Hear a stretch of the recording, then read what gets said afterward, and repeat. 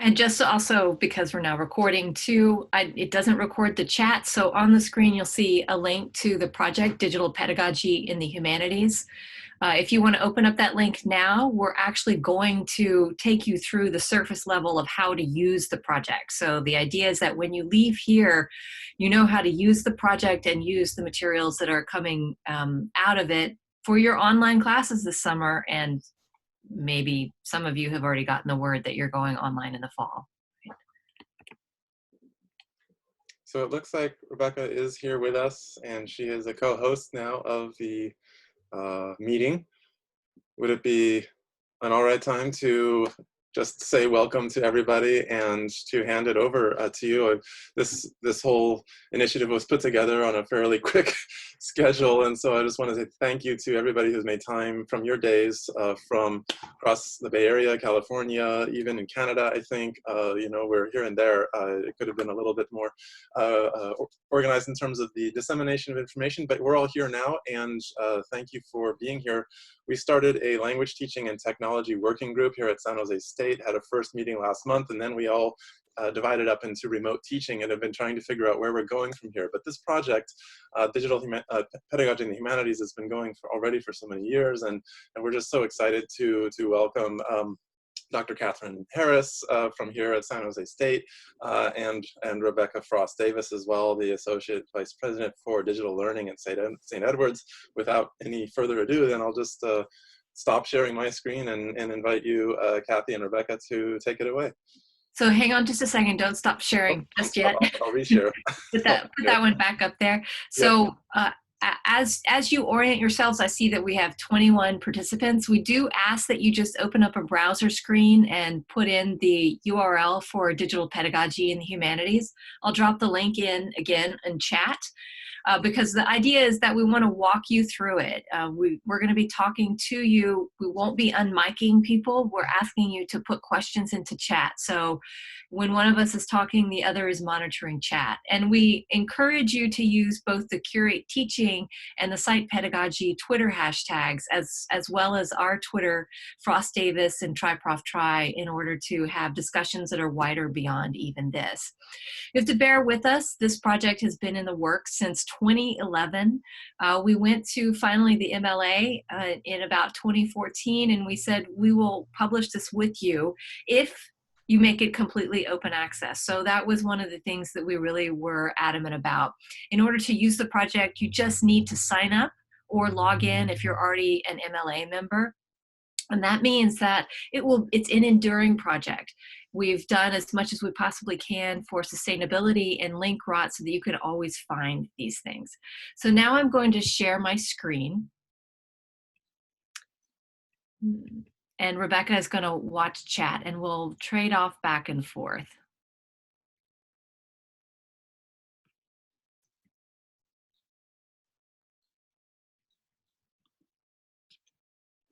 Okay, so it's Digital Pedagogy in the Humanities, and it's peer-reviewed. So, and the reason why we created this project is for y'all. Quite frankly, Rebecca Frost Davis, myself, Matt Gold, and Gentry Sayers got together in 2011 and said, people are using all these digital tools to teach, but there's no way to really coalesce what people are using. The assignments, that's what we wanted, the syllabi. They would go through Twitter or they're on somebody's personal blog, and you know that all goes away. And looking at Twitter, even these days, is like drinking from a fire hose. So we wanted a way to preserve those kinds of things, as well as to articulate the value of them by coalescing them around concepts.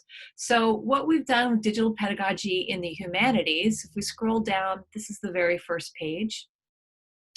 We put it together in terms of keywords, and keywords are authored by experts in the field. For instance, one that everybody might be interested in is a keyword called annotation by Paul Schatt. And if you open that up, the keywords offer a definition of the actual keyword itself and the concept, as well as other readings, and then 10 pedagogical artifacts. And each artifact is something like a syllabus or an actual prompt, or maybe a rubric. And it also provides the level of expertise. Are you a beginner? Then it's got a tag for a beginner as well. And you can address those tags and see what else is just for a beginner.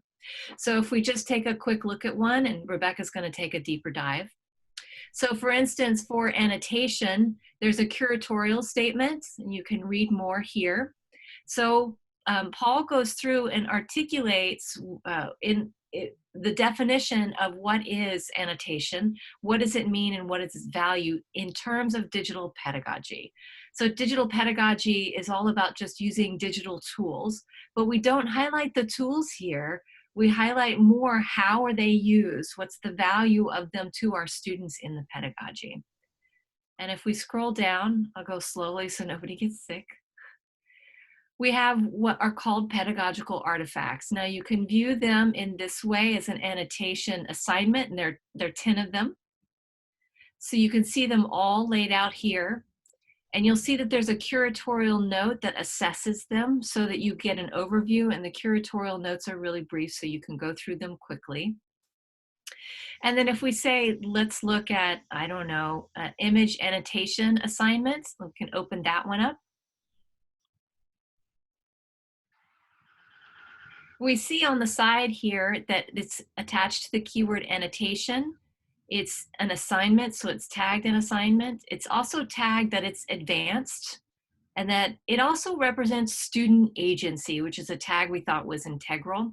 You can view the original by clicking here. It takes you where the original is housed that you can then download, or you can just preview it in what is our repository. So one of the things that I would like everybody to note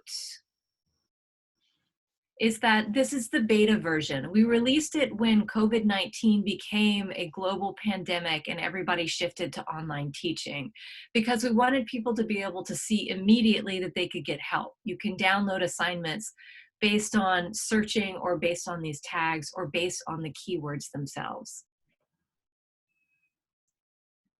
Let's go back to it. So there are 59 keywords. That means that there are 590 pedagogical artifacts, and most are downloadable for your use, and all of them are Creative Commons licensed, so you are able to use them immediately. And I'd like to take you over to just one thing that's been really important for us. How do you get into a project like this? One of the things that you do is click on the little search thing. And here we have most popular resources by the tag. So that means that we've tagged something collaboration. What you get pulled up is actually anything that uses the word collaboration. So it's both pedagogical artifacts, and we also have a keyword called collaboration. So if you're looking for ways to get your students to collaborate, you might take a look through all of these. And it's 196 artifacts that you can find with the tag of collaboration. So what we also have in the search bar is the most popular resources by artifact type. So I mentioned the types of them. So there's assignments, projects, learning objectives, lesson plans. If it's a website, maybe it's a teaching resource or teaching guideline, or maybe it's actually a digital tool. So we've tagged all of those in anticipation of what it is that people need.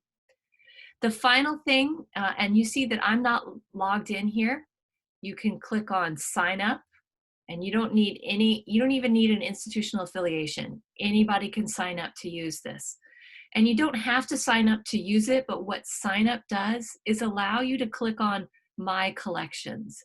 To create a collection, you go to a keyword or an artifact and you drop it into the navigation bar on the left that says My Collection, and then you can save it, and you can curate your own collections that you can use at a later time.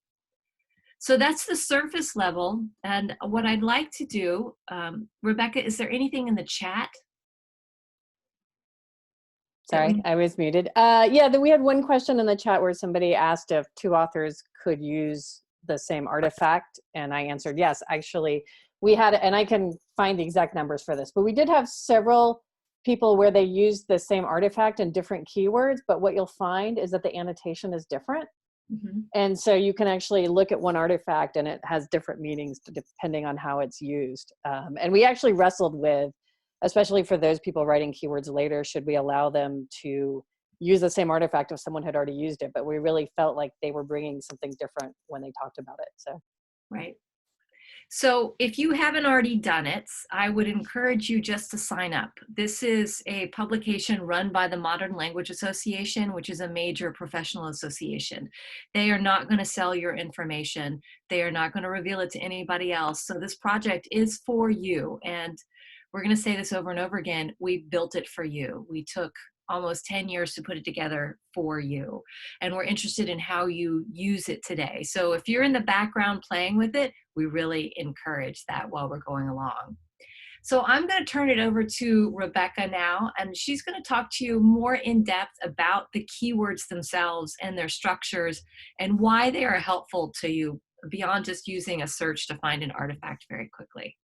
Over to you, Rebecca, and I'll monitor the chat and answer questions. Great. And so now I'm going to share my screen. Make sure I'm getting the right screen here. Okay. And I apologize. I've got 3 monitors going, so I'm going to look away from the camera probably while I do this. So Kathy kind of already showed you what it's like to get into the collection. I'm already logged in, but if you go to the login, you'll actually see if you're an MLA member or have used Commons before, it'll let you get in, or there's a couple other ways it'll let you log in. But again, all of that is free. The main reason you want to do that is so you can save your collections if that's something you're interested in doing. But I was going to do a deeper dive into keywords. So I'm coming to the site here. And again, I encourage you to drill down on whatever keyword you want. A keyword I thought is pretty relevant right now. I know for our campus, we're definitely online now. We'll be online for the summer. We're thinking about the fall, just like everybody else. But we have a lot of faculty who are saying, I want to go ahead and design online for the fall anyway. It'll be easier to have it ready and then be face-to-face if we can, than go the other way. And we've also been having lots of conversations about how online learning is more than just knowing how to use the tools. It's the knowing the best practices for using the tools. When do you want to use what tool? And a couple other things. So I've actually chosen the word online. And when I asked Amy Collier, who's the curator of this keyword, she's at Middlebury College, to write about it, I said, could you write about teaching online, but not the same stuff everybody hears, or not the stereotypical, it's online, read, post, test. We want to hear about the really good online teaching and put artifacts together for that. So you'll come to this keyword. Down the left side, you'll see all the artifacts listed. And you can see the curatorial statement. And so if I click read more, you can see we asked in the curatorial statement for each of the curators to give some context, like why is this word important? And one of the things Amy got at is there's this narrow definition of online and there's a broader understanding, and how there's actually can be a lot of misunderstandings in that word. The other thing I liked is that she highlighted some key concepts for people who are really well versed in online pedagogy to think about. One of them is authorship in terms of creation and agency. So it's not just content delivery, but you're engaging your students in creation. Another one is community and network participation. So building that sense of interaction. And I saw an article recently talking about the real skill for teaching online is recognizing that you have to facilitate interaction. And then a third aspect is presence and embodiment. You know, when you're not face-to-face, and I'm at a campus where we're primarily liberal arts face-to-face. When you can't be face-to-face, how can you still have that feeling of presence and embodiment? So that's all of those main ideas are laid out in the curatorial statement. And these are really intended to kind of explain why is this a keyword for digital pedagogy. Then you can get down into the artifacts. Again, you can kind of scroll through the artifacts. When you're here, you can choose to view them as a list, or you can view them as a grid form. And that just gives you a quicker view at all of them. These, because Amy highlighted 3 aspects of teaching online: authorship, community, and presence, she also used those aspects to organize the artifacts that she chose. And in the curatorial statement, again, she explains her criteria for picking artifacts. But I thought it might be interesting for us to look at some artifacts she has for the under the theme of presence. So here, if we go to Introduction to Still Photography syllabus. This is actually Michelle Pacansky-Brock. She's been heavily involved with a movement called Humanities Online Learning. And she talks about the way you can bring your voice into your teaching to actually convey this sense of presence. So you can go and preview the core deposit. So her syllabus has been deposited. That link wasn't working. Interesting. We'll go look at the original instead. As I said, this is in beta. If you find anything wrong with the page, please mla@hcommons.org. If you find any broken links or anything like that, we are actually still copy editing as we have this available. So here's the syllabus, and it's been put up in VoiceThread. And so you could actually listen to the voice of Michelle as she's talking about what her syllabus means to her. And it's a way of making it more, having more of a connection with her students. So even though they may be experiencing this asynchronously, they still can connect with each other. It's really funny. You know, I actually checked this earlier today. There it is. I don't know why the link didn't work the first time. Anyway, here's the syllabus. And if you look at her syllabus, you can click and get a caption video from Michelle, Introduction to the Instructor. So that's one artifact. I'm going to go back to the list of artifacts, and I'll put them back into the grid view just so I can find them more easily. And another one I wanted to point out was this, the Daily Create. So here we can read more about the Daily Create. It's a website that you can go to just constantly get ideas for assignments. And what I love about this is we have a version deposited into the core. This was a challenge from 2017, it looks like. And the challenge is, it's just a way of getting your students to be creative. This one says, go take tall pictures. So that's great that we have an archived version of an example of the Daily Create. And it's another way of just getting your students being active and interacting with each other and sharing their own voice and creativity. But you can also go to the original website. And the website is still up and it's still moving. In fact, the Daily Create for today is share a picture of something that's mundane and talk about it. So the nice thing about this project is that you can see these archived things, so you can always get to them if a site has gone away. But here's a site that's still live, and you can see 3 examples of this challenge that was published today, and uses a way to connect with each other as we're all sitting behind our desk in our home offices or wherever that's going on. So those were, again, examples of keywords, examples of artifacts. I'm looking at my notes to see what else I was going to show you.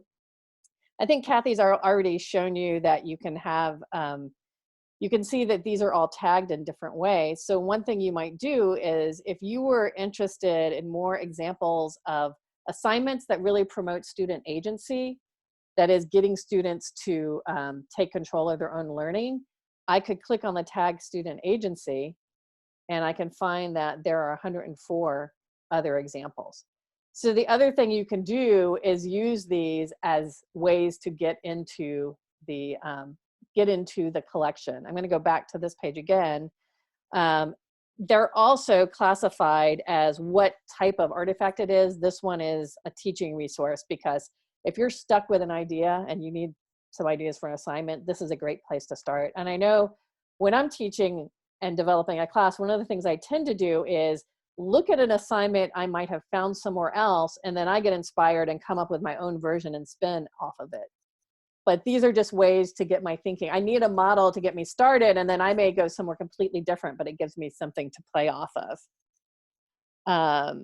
So we've talked about the artifacts, we've talked about the curatorial statement. Other things that you will find, if you scroll down, you'll also see that there is a set of related materials. This could be up to 5 other resources that are related to this keyword. So if you're really interested in finding out more about online learning, especially about this idea of online learning in this sense that's much more interactive, promotes creativity, promotes community, here are some other resources you might want to read. So Online Learning and Manifesto, a love letter to online learning. And here you're going to find the people who are really passionate about online learning and pushing the boundaries and going way beyond the learning management system. You'll also find a works cited list with each entry. And one of the things we really pushed for in this project and had to be really insistent about is that not only are you seeing the works that are cited in the curatorial statement and in the annotations, but you're actually going to find an entry for each of the artifacts, because we want you to be able to cite these. So if you come down here, here's Michelle Pacansky's Brock's Introduction to Still Photography Syllabus, and we're modeling for people, here's how you cite somebody's pedagogical work. Because one of the ways to share is to make sure you're citing so other people can find it again. But we would also ask you, if you use one of these assignments as a model, give credit to the person. So one of the things I've started doing in my syllabi is, you know, I will have an assignment for my students, and at the bottom of the assignment, I'll say, this was inspired by these other assignments. And I, you know, point back, but it's hard to do that if you've never been taught how to cite an assignment. So this project, for every single artifact that you find in here, it has a model citation if you go into the keyword. And this again really relates back to citing pedagogy. Because this is where, and you know, in the classroom is where some of the earliest and most interesting work is being done before it's shared in formal publications. And so we think it's important that people get credit for that kind of work. So And I I think think that's, I'm going to jump in now. Yeah. yes, you are. And I'm going to stop sharing. And also, are there any questions I need to address? We didn't have any that's needed to be addressed about what you're doing. We just had some about how it's being used, and I gave some answers there. If Ann Donlin is here, maybe she can also drop into chat use statistics for the project so far. We just opened it up in March 15th in a hurry, so we haven't had a massive rollout of publication of marketing materials. So we use word of mouth on Twitter and our digital humanities followings to get the word out. But we want everybody to use this, everybody who's possible to use it. That's why it's open access. So I'm going to go over and share my screen. We're going to go back to the big wide one. My role right now is to take a little bit deeper dive with tags. And don't have my chat open. Let me see, I'll open it up just so I can watch it. But I wanted to give a chance for us to explore what you're interested in. So there are some tags here that you can take a look at. They're most popular tags, but we had, I think, more than 35 tags overall. But you can search for any topic or tag, and you just got a deep dive on a keyword for online. But one of the things that my students and a lot of students we've queried at San Jose State are having trouble with in the online environment is the lack of a sense of community. So if you wanted to, for instance, instill community in an online class, we have a lot that you can use. So what if we just searched community and see what we come up with? So if we do that, look, we have 103 different artifacts that come up. We also have a keyword called community. And you can see things, as Rebecca just took us through everything, that there are ways that you can convert, revise, remix, reuse all of these assignments for your online class. For instance, digital storytelling tips and resources. This is an incredible way to get students to demonstrate their knowledge and their knowledge building as they go along by learning how to do storytelling. Because in a sense, that's what we ask them to do when we ask them to write intellectual essays. They're building a narrative. One of the other things that was really important to some people that I saw on the Google Drive or the Google list was foreign languages. So you can look up just language as a search key. And you see text analysis come up. There's 65 of those. And these are they're artifacts, but also keywords. So you'll see that Tanisha Taylor also talks about uses of language in her keyword, in the keyword for queer, and then we have a keyword for reading. Oh yeah, Rebecca says we have 79 tags. We were so ambitious with this project. We have things like topic modeling and figurative language. Now that's an artifact, and that's going to be an advanced artifact. I bet it's got the tag of being advanced, and that's okay. But I want to show you another one. You also see the list of tags over here. You can filter results. And one of the ones that we have that's really great is called Getting Started. So if you wanted to filter down our results a little bit more and get something that's not advanced, if you're pretty new to using digital pedagogy or you're just overwhelmed with everything that's going on, click Getting Started. And it comes up with these two: sharing primary sources on Twitter, using Google Spreadsheets for a generated text Twitter bot. Now, I know that that sounds complicated, but the way that Zach Whalen writes it up in his in the actual artifact makes it fairly easy for somebody who's new to digital pedagogy or even Twitter to institute this into any sort of online asynchronous or synchronous classes or face-to-face when we finally get there as well. Right. I see in the chat that Anne has shown up. Anne is part of the team at the MLA who's working on this project and has been working on it for years. Like I said, we've been working with the MLA for years and years on this. So she can answer some questions about analytics if you want to ask any more. All right, I want to go backwards to the search bar again. Is there one of these in particular that you would like to explore? Perhaps the popular resources by artifact type that you'd like to see? Can you drop it into the chat and we can take a look?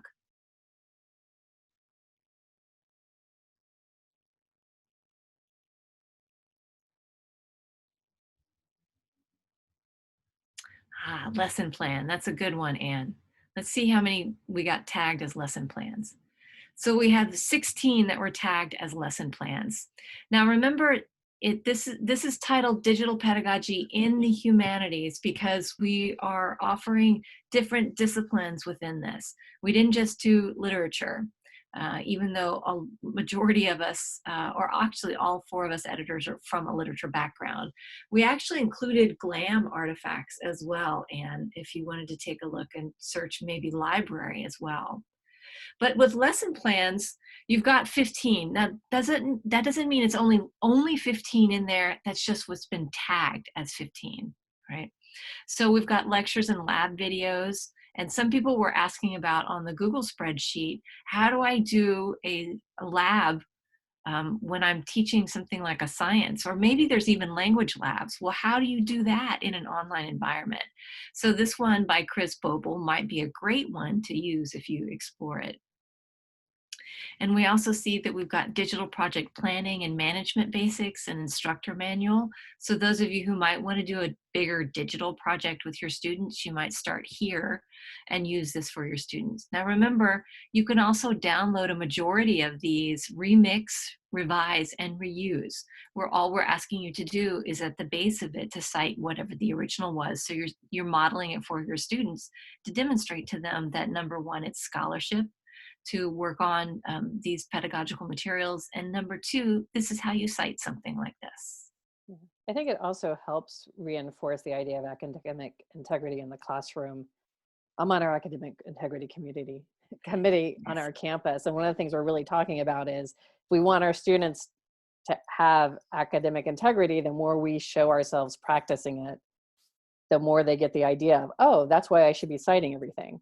Yes, and we also did that for grad students who probably a lot of them end up teaching classes, and so that helps model it for them.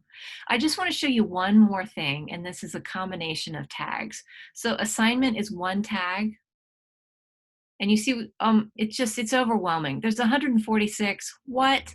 So when you filter the results down over here, you can start to see a better way to look at assignments. And I'm going to go back to the getting started one again.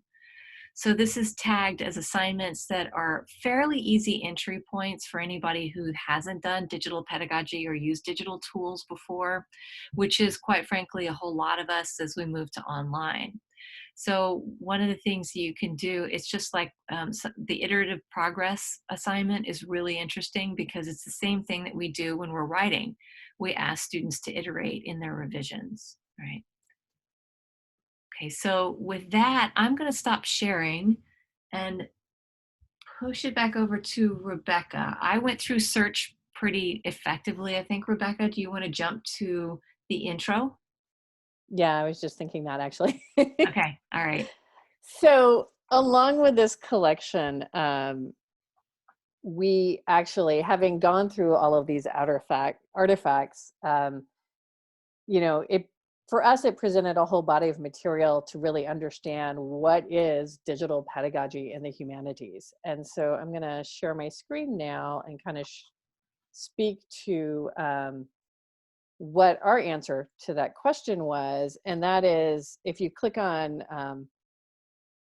introduction, which you can get to anywhere, this is actually a piece that Kathy, Matt Gold, and I co-wrote called Curating Digital Pedagogy in the Humanities. So it explains what the project is, but it also explains what we've learned so far just by looking at all of this material. So when we first started the project, a lot of people said, what is digital pedagogy? And what we said is, we're going to answer that question, but we're not going to answer that question by coming up with a definition and then make everything fit that definition. Instead, we're going to look at all of the things we're finding and then derive a definition from that. And so if you go to the introduction, the way this reads right now is this index down the side indexes all of the different parts of the introduction. The large headings and the things that on the side index are in all caps are major divisions. And then there are sub-pages between all of these. So it's really broken up over all these pages right now. So you can get it started, the overview. But then early on, we have a section called Key Concepts in Digital Pedagogy. If you click there, it will take you to the first page of what key concepts are. And then you can click through the different concepts, but I'm going to go back to the title page, sort of table of contents. So there were 6 themes that we really saw reoccurring over and over, and that a lot of the artifacts that were cited as examples of digital pedagogy had in common.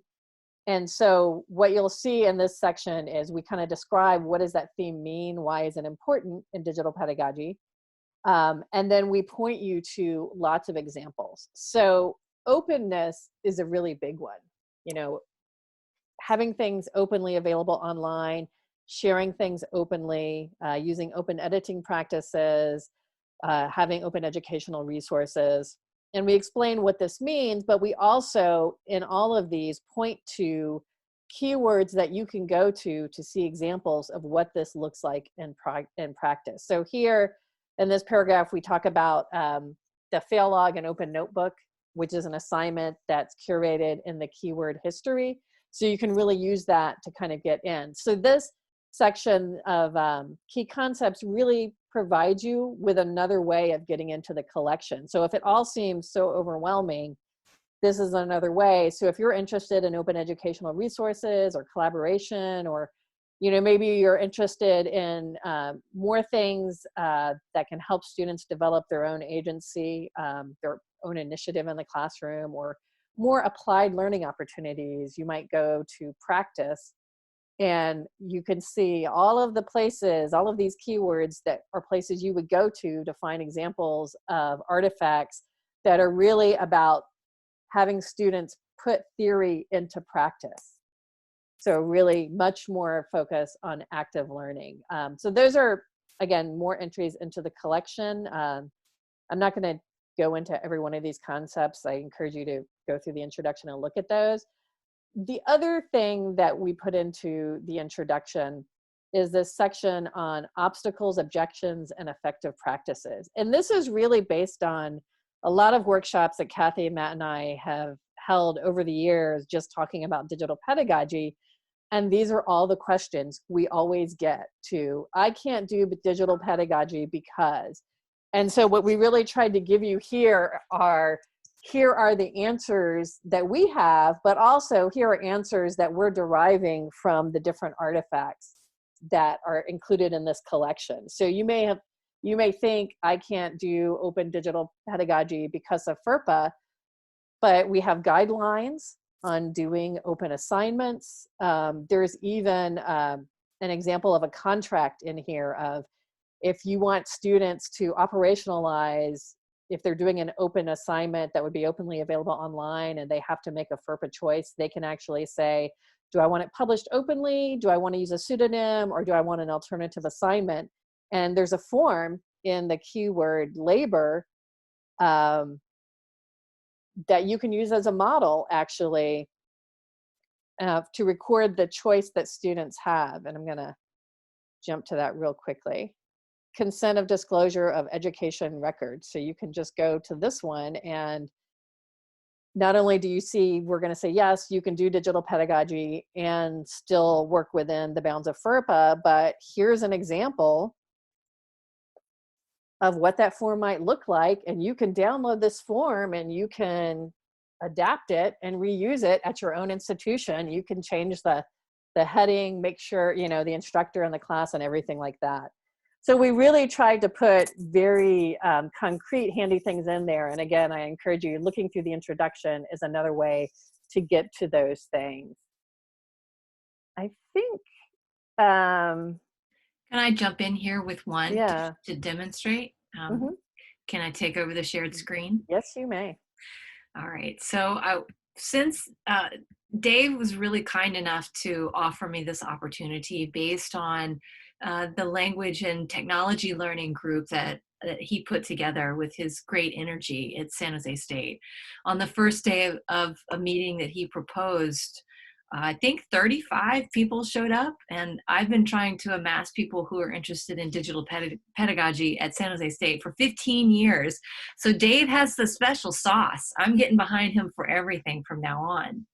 But what I want to do is acknowledge that a lot of the colleagues here in this workshop are from foreign language departments and might want to take a look at that. So we thought of that by giving you a keyword called language learning by Anna Oskaz, and she's over at Maryland. And she gives us several artifacts as well as discussing what it is to do language learning.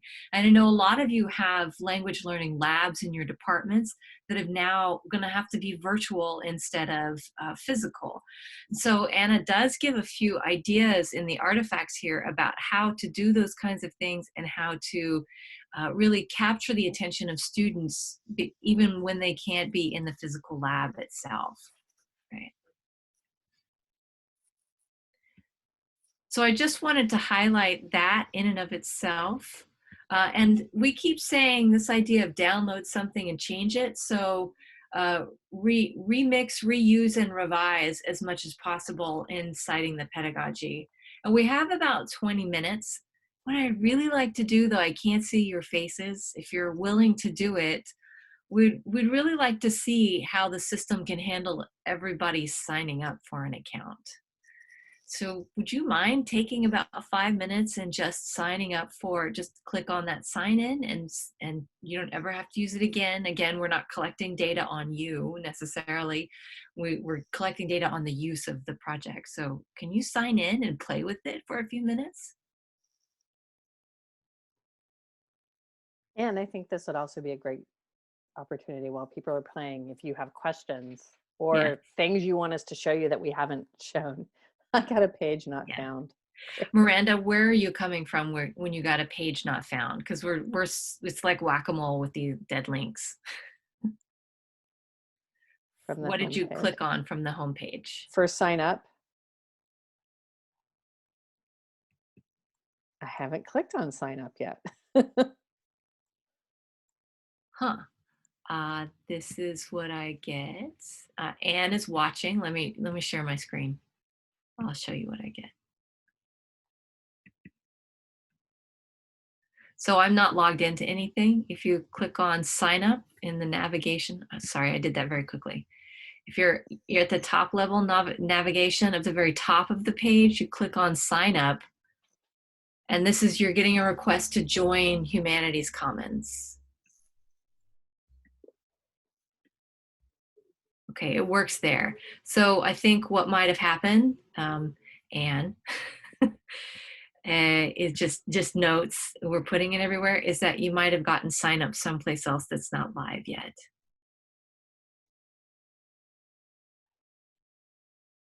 Okay, and Anne says if you've already got a Humanities Commons account, you can log in using that account information. Yes, so log in or sign up on that initial page in yellow doesn't work. Yeah, I think I logged that as a correction already.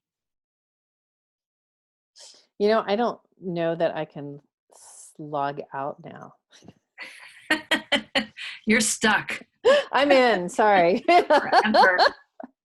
I'm sure I can, like if I restarted, but okay. Yeah, and for the MLA Commons login, I know that I had to remind myself which version of MLA Commons I had been in the past. Mhm. Turns out I was in the older one. I'm really curious what keywords you're interested in. Where do you gravitate towards first?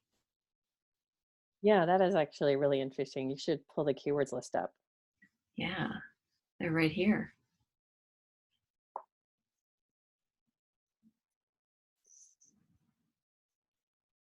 I think that's an interesting question because we have some keywords that are very concrete, like tool-based blogging in a lot of ways, and some that are very more theory-based, I would say, Mm-hmm. or coming at it from different aspects. And I would say, Robert Blake, for online language learning, there are some artifacts and other keywords that relate to online language learning. So it's not just in the language learning one. Yeah. And once you're in the language learning one, I would recommend looking at individual artifacts, seeing how they're tagged, and follow those tags to see other examples. Another one, Interface, I think has a Spanish language resource in it at least. But I would definitely say one of the things, and I just co-authored a chapter that's forthcoming later this year with Carl Blythe at UT on open language learning. And one of the things we talk about in our chapter is the fact that there's this online language learning community and they're not necessarily connecting with the people who are doing like digital humanities and English departments.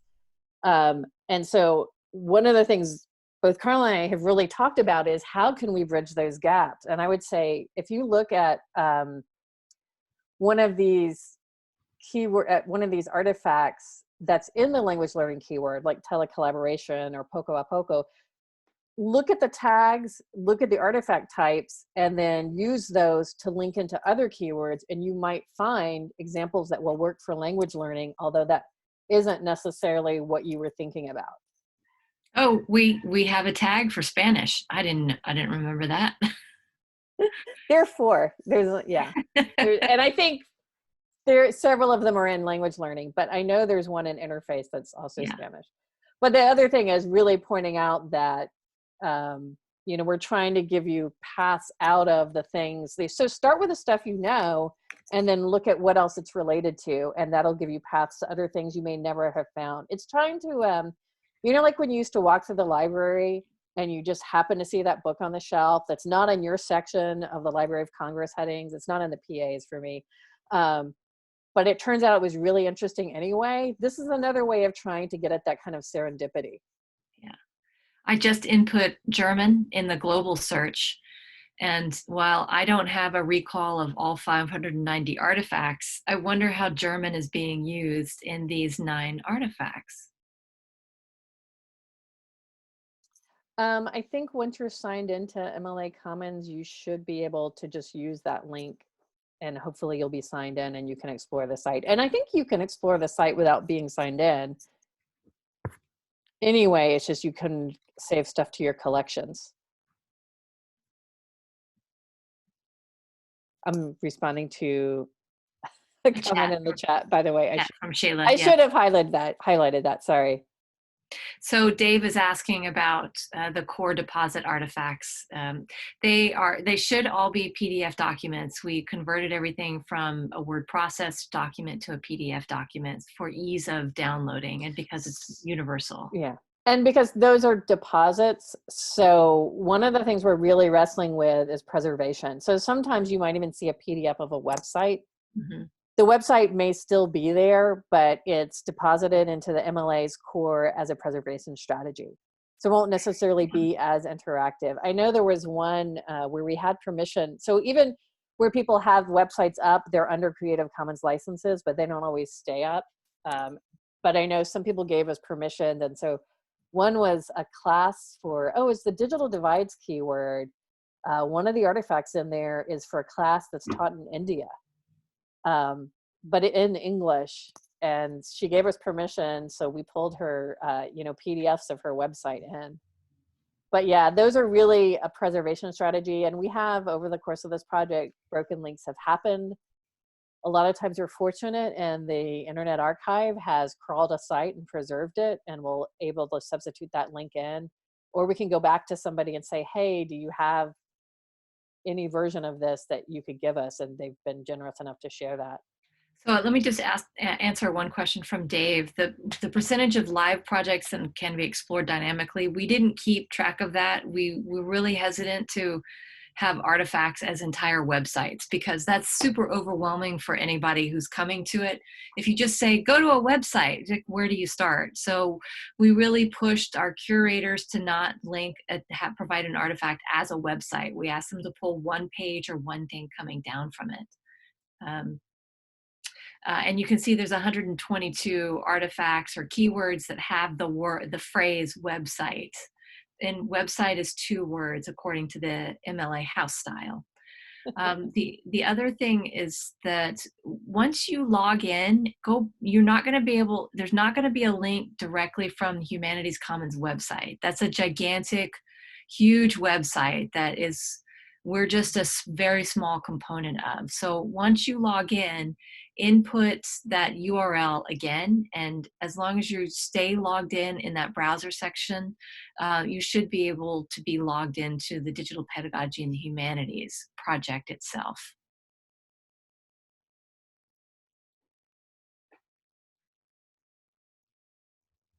So Clifford Stanley says you're having some technical problems. There you go.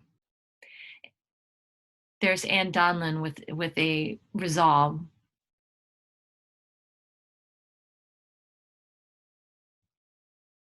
So Robert, it's not directly on the Humanities Commons website. You have to input the URL for our site, which you can see up above here, digitalpedagogy.hcommons.org. Or you can search for digital pedagogy in the sites directory, Anne says.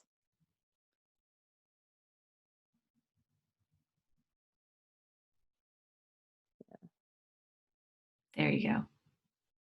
But thank you guys so much for testing the functionality. Because we're actually, in the process of working with the MLA on site functionality, and this is really what we need is people testing. So we really appreciate your efforts, and sorry for the frustration, but you're really helping. Yes, thank you. And you might find some people from your own institutions as keyword authors or artifact authors. And let me just say, when you deposit somebody's work into a repository, as is standard procedure, you must obtain permission to do that. So we have 590 artifacts. I can't remember how many got deposited into core repository, but it was a large amount. And we ended up in the editorial process getting permissions from all of those artifact authors. So just think about that in terms of project management. Yeah. This is why it took us almost 10 years to do this project. Yeah. We were very keenly aware of sustainability issues as well as library protocols for sustainability. And that was primarily due to all of the 4 editors, our work with our librarians on our local campuses.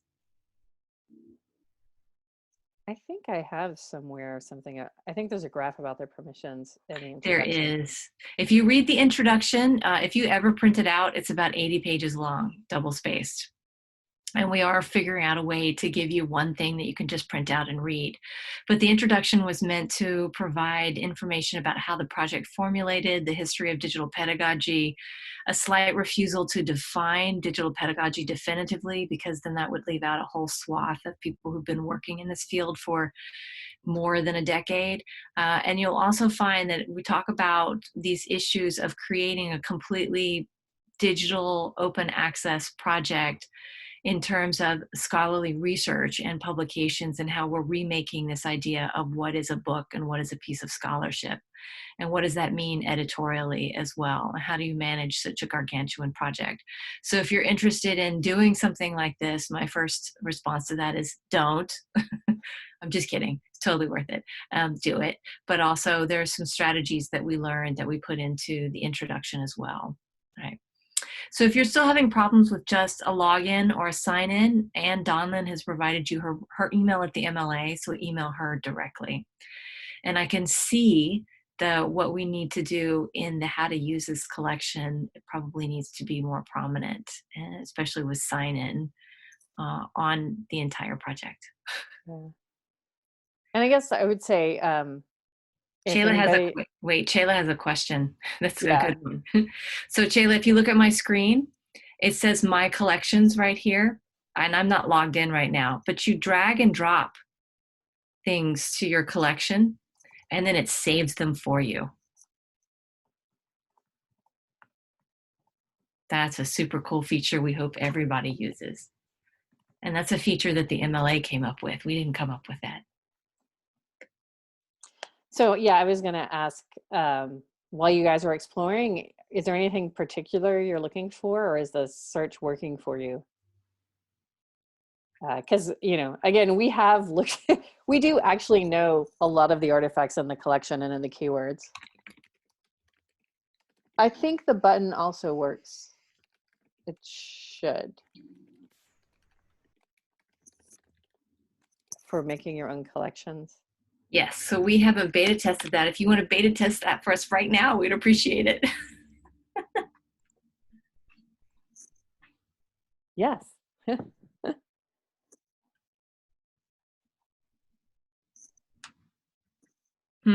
Rebecca, what's something that you've had your faculty ask about that we could look for in the search?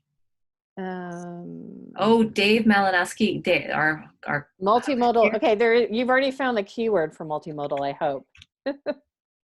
I think the keyword comes up in a search too. So, oh, there you go, Dave. There's 45 artifacts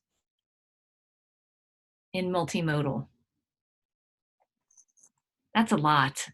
So we don't want this to turn into, you know, a click hole project where, oh man, you got to just keep clicking and clicking. So if you don't want to look through all 45 of these artifacts, just go to the filtering results here and you can filter it down. Some of the tags that we used. Try filtering by artifact type. Yeah. Because that'll give you assignments, projects, syllabi. Yeah.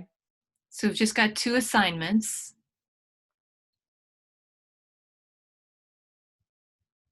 And do you want to answer Shayla's question in chat about creating a new collection?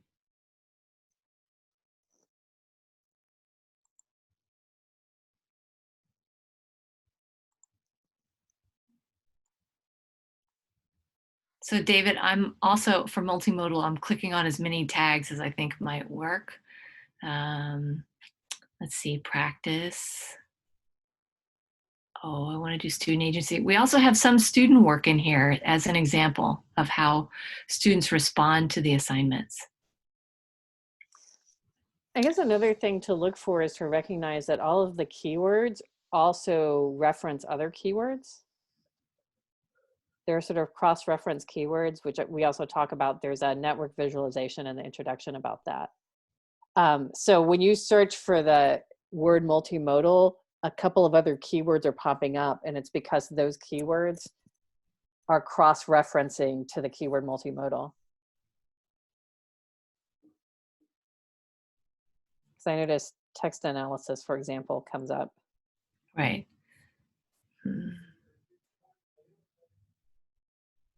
But if we go to multimodal keyword, those cross-reference keywords are not listed here. You can only find them through the search. Is that right? That's a good question.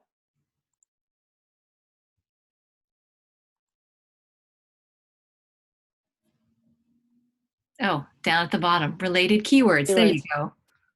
We're discovering new things every day about our own projects. So the related keywords, this is purposeful. It's not any algorithm that put these together. We did it as the editors, as well as we asked the curators what other keywords might relate to your keyword. So down at the very bottom of each keyword is a list of other keywords that can have a circular reference back to multimodal. And this one's got quite a few.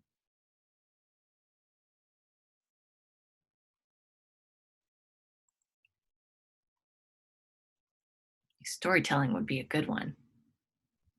So I'm going to stop sharing my screen because we're coming to the end of it all. And we'll have a recording like Dave said at the very beginning. And this is the first time we've given this workshop. So thank you guys for being our experimenters, given this workshop with this digital platform. So we're unveiling it to the world with this and asking everybody to take a look at it, but also spread the word on Twitter and social media. The more people who use it, and if you have feedback, there's an email at the top of the page. And we would like you to spread it around to as many people as possible, because I'm just going to say this over and over again. We built this for you. What we were seeing in digital humanities was really back in 2010, research universities only having the purview of it and not including students as anything more than worker bees. And so we wanted to be able to demonstrate the use of the digital within any kinds of humanities class available out there. And we really were all teaching focused institutions. And so we wanted to be able to demonstrate that there's a way in to use digital tools without necessarily promoting only the digital tool. That instead you look at all of those primary concepts like openness and student agency that are a much better way to then find your tools or find an assignment. So we were keen to show you the stuff of teaching, and that's what this entire project is. And I hope everybody is able to use it effectively and doesn't get frustrated with the bugginess of the beta test here. We should be rolling out the finalized version by the end of May, beginning of June, hopefully, and everything will be corrected. But thank you guys. I just wanted to thank you for showing up on Zoom in the middle of your afternoon on a Wednesday. There's no virtual, even though we can use the little emojis, the virtual sound of applause, because I miss the sound. Also, you know? The little One hand are clapping, yeah. Yeah. reactions are good, right? We can do it. You can give us a thumbs up or clap. I love that you can't give us a thumbs down, in fact. I know. The terrible thing is that when I tell a joke in class, I can't tell if it lands. Really bad jokes. Thank you guys. Thank you everybody for coming up. Thank you. Rebecca for joining, and Dave for hosting us here. Well, and thank you, Kathy and Rebecca, both for being here on such short notice, and it's been such a wonderful hour, and we have so much to explore now too. I've been making lists on my paper along with collections and on the website. We're going to do this again for the City Center for Faculty Development at San Jose State on May 6th. Then we'll do an hour and a half. So we've already got promised time to do that. So if anybody missed it, they can join us again on May 6th. So I'll just to reconfirm also, a few folks are asking about where the recording will be available, and I will send an email out with that link within a day to the list of RSVPs. If you're not on that list or you're joined us otherwise, please do stay on and just you know, private message me your email address. I can get that to you. All right. Thank you. Thanks, everybody. Thanks, everybody. I'll stop the recording now and just keep the meeting open, I think.